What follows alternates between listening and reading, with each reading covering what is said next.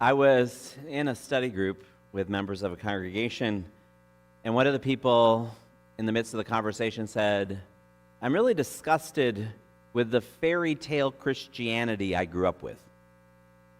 And the person explained, they grew up with a picture of God, Jesus, sort of bundled into one, but acting like a fairy godmother.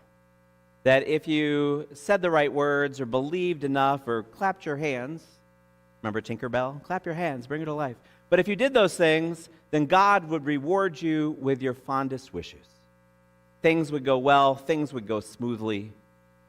And he said, the idea was, though, if things didn't go smoothly, that was your fault. It was on you. You must not have believed enough, or you must not have said the right words, as if it's all a magic spell. He said it really had left him for many years very disillusioned. Another woman chimed in. She said it wasn't quite like that for her, but she did always have the sense growing up that Christianity was about all the positives. And she said she knew exactly where that came from. In her family, they worshiped 3 times a year: Christmas Eve, Palm Sunday, and Easter. That was the only times they went to church.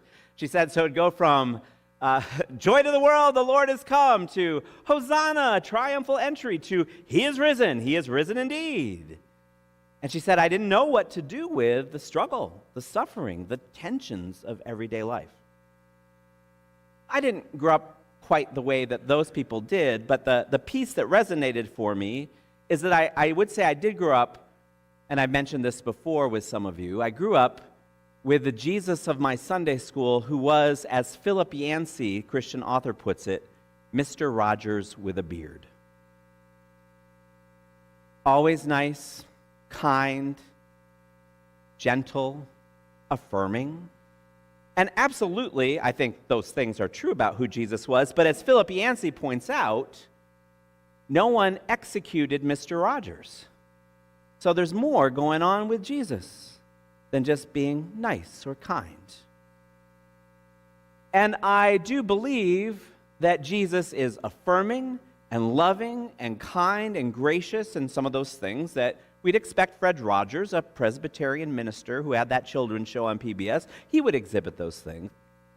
But Jesus, he lived in those ways that really challenged the status quo. It challenged the power brokers. It challenged the people who believed that God would hate all the same people that they did.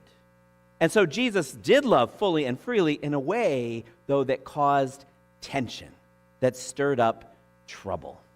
And we see it in our Palm Sunday story. I mean, we see it throughout the gospel witness, but it comes to a head on this journey with Jesus, the idea that there's tension in the journey. So as Jesus, in Mark's version of the story, is joining with his disciples with lots of pilgrims entering into Jerusalem for Passover, so it's not that Jesus organized everyone coming in, everyone's just coming in, and he organizes, though, a special kind of entrance. We hear he arranges ahead of time for some people to get, in this version it says a colt, in some versions of the Gospels it says a donkey, in some it's both a colt and a donkey, by the way, Matthew. He's trying to pay attention, though, to the Hebrew Scriptures. But that there's this idea that he's arranged ahead of time to come riding in on a little steed. Think about, like, if you took a small child for a pony ride, this is the image that we're to have in mind. So he is arranged ahead of time to come in like this into Jerusalem. And so likely there are people who understand that there's a signal here, and Jesus is intending some kind of signaling. Many thought of, and it gets quoted in one of the Gospels, Zechariah chapter 9, verse 9, "Behold, your king comes to you. Triumphant and victorious is he, riding on a donkey, on a colt, the foal of a donkey." And so some people likely think, here it is. This is what he's doing. He's showing us that he is a king. And many people remember the rumors, is he the anointed one? He's the one that God is choosing to lead the new way. And Jesus himself talked about the kingdom or the reign of God. So people are putting these pieces together and saying, here comes the king. We're ready for him. He's going to do it for us, whatever it is. And likely what many people thought that he was coming to do was replace their oppressors, the Roman Empire. That he was going to come and set up God's kingdom, which was, though still really an earthly kingdom, it was just supposed to be God's stamp of approval on it. that he might raise up armies and he would overthrow the Romans, and that there's people excited that he might do this. And they are cheering him on, except they've missed some things. That he is choosing to come in a way that reminds them of that language from the Hebrew Scripture. But even in Zechariah, look what he's coming in on. A little bitty donkey or a little tiny horse. I mean, it's kind of silly if you really ponder it. And it is a contrast to the way the Romans would come in, or other important people or rulers would come in. They would be on a strong, gallant horse, often pulling a chariot. They would come in with war machinery. And Jesus is coming in a way that's really, really, really humble. And so he is signaling something. He's coming in with a kind of reign, a kind of kingdom. He's coming in to lead a new way, but it's not the normal way that we are used to. It's this humble way. It's a turn things upside down way. And it seems that the crowd's not quite getting that, probably. And that may be why that some of the crowd who is shouting out, "Blessed," to Jesus, "Blessed, blessed, blessed," might be some of the same people a few days later who are calling out in Jerusalem, "Crucify him, crucify him." And they are in this moment in the procession they're shouting Hosanna. And that's being connected with Jesus in this moment. Does anyone know what the word Hosanna means? Save. Save us. Save us. Save us. And Jesus has come to save them, but again, not likely in the ways many of them expect. Often people are looking for saviors, for heroes, the person who will come in and fix it for us. I mean, if I think about it, almost every election, someone's running on a platform that says, "I'm going to come in and fix it for you," and trying to convince us to vote for them, and then we're like, "Okay, thank you. Thanks for fixing it for us," and now we go back to life as usual. There's this human tendency to see people that way. And so they're likely seeing Jesus this way. He's going to come in and fix it for us.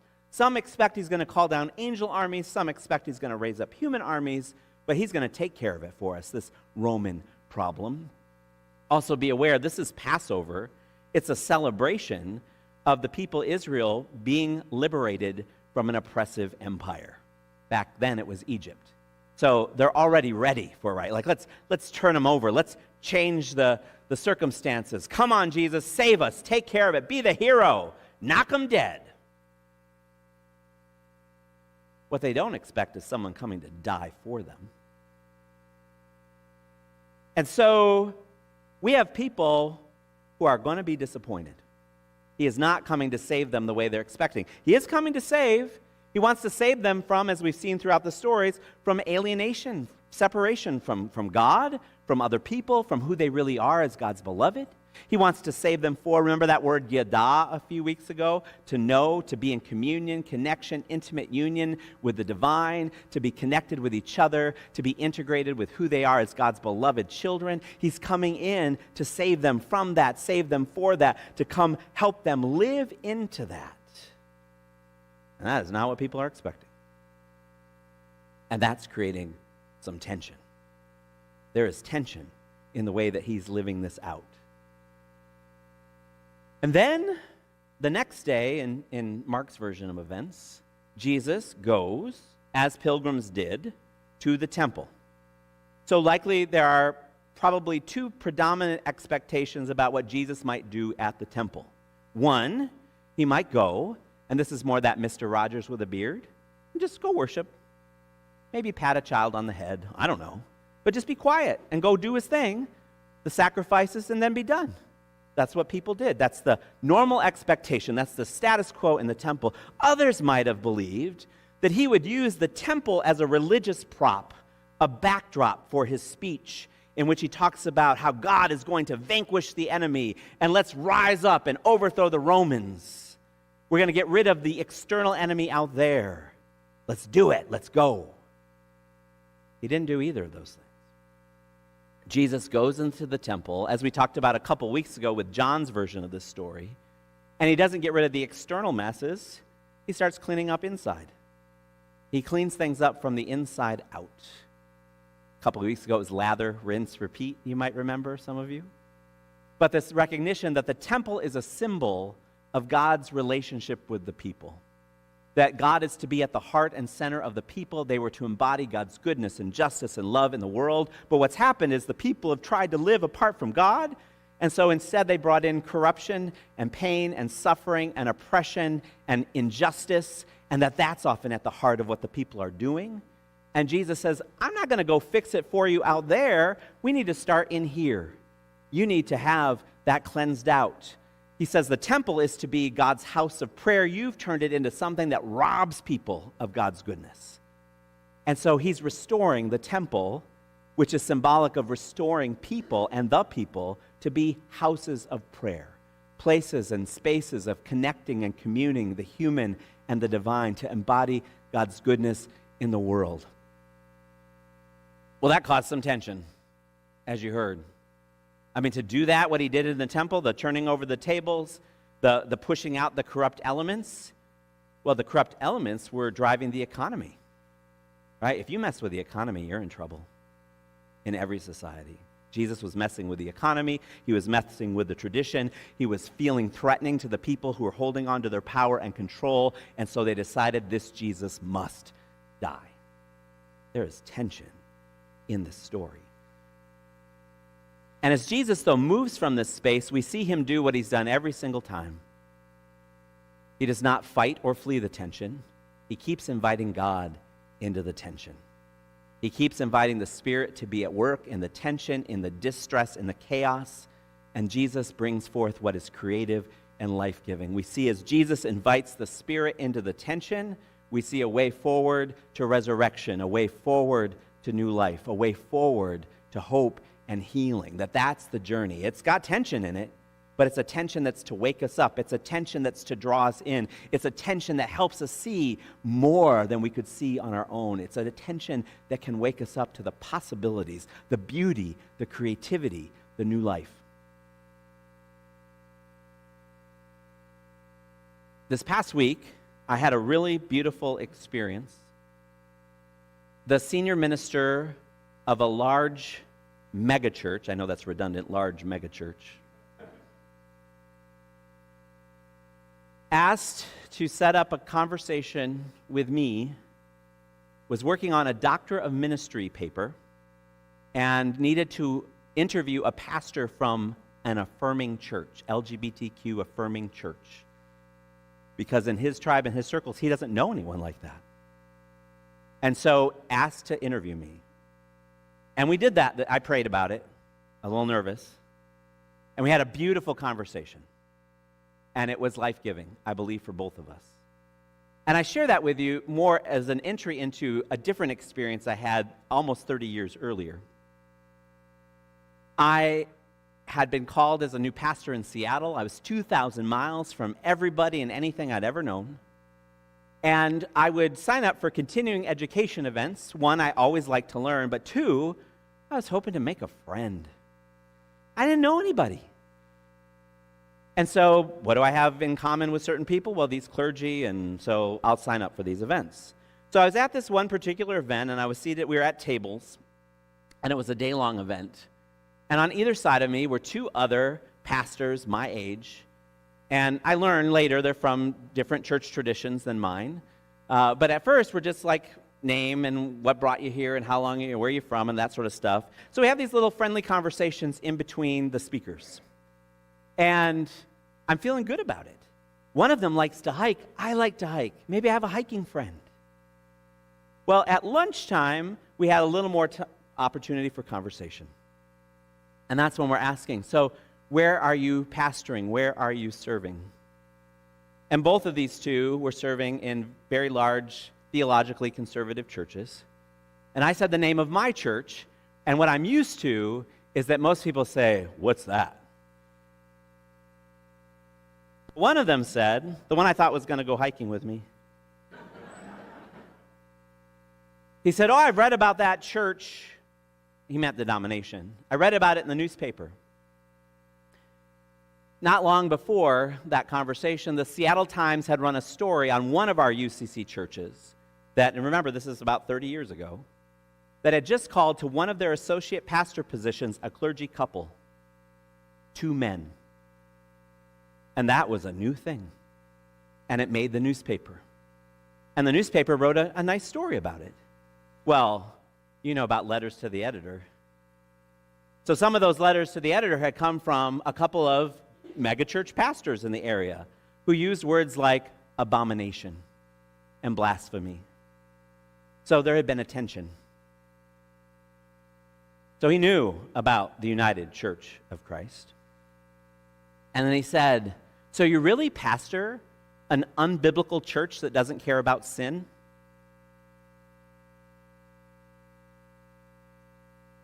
And I wanted to argue every term in his sentences, to talk about theology and Bible and sin. And I also wanted a friend to go hiking with. But I knew what he was really asking. He's asking, are you really part of this kind of church that affirms LGBTQ plus people? So I just looked at him, I said, yes, that's us. And he turned away from me, literally, and started talking to someone who hadn't been part of the conversation at the table. And the next speaker came on, and then I'm just sitting there next to this person who's literally turned his back on me, and I'm in this tension. And I'm a little annoyed with God because I don't want to be in that tension. And then at the next break, the other guy who'd been listening in on this, but we didn't have time to talk more, he turned to me and he asked me some questions. And you can tell there's sometimes people ask you questions and it's like the Pharisees with Jesus, they're just trying to trap you. This was not how he asked the questions. He was curious. He'd never met someone who was a pastor of a church that what we would call open and affirming. Different churches call it different things. And then we had little snippets of conversation. There wasn't time for a lot. And then he asked me, could I talk with you more? Could we get together for a lunch? And we did. And it was the beginning of a friendship. And for him, at the time, the challenge of what he'd called the struggle of sexuality and spirituality, it was not just academic for him. It was not about philosophy. It hit very close to home. There was someone he loved dearly who would say they were struggling with their faith and they didn't know what to do with it. And he thanked me repeatedly for creating a safe space for an honest conversation. Now, not every place of tension resolves and has that kind of nice, right, with a guy who's like, I'm curious. And it could have just all been everyone turned their back on me and that's the end of the story. That's sometimes how it rolls. But it was helpful to have that reminder that as we invite God into those places of tension, and there will be places of tension, it's what it means to walk this path, that there's possibilities, even in what's hard and challenging, for new ways forward, for more healing, more life, more justice, more love. And that's what we're here to do. Jesus shows us the way. Come and see. Amen.